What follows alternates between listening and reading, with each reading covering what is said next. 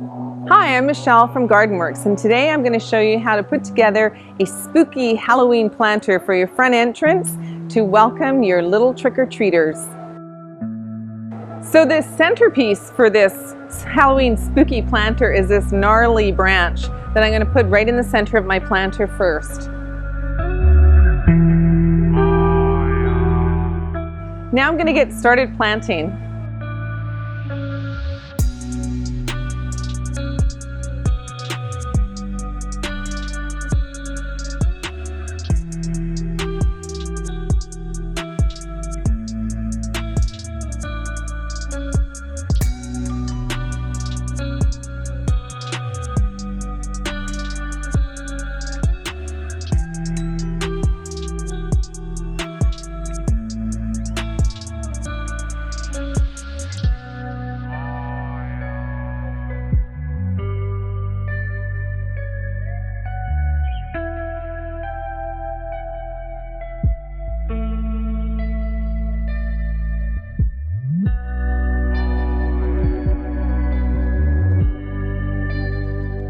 So now I've finished planting all my plants, and I'm going to add some little creatures to make it spooky.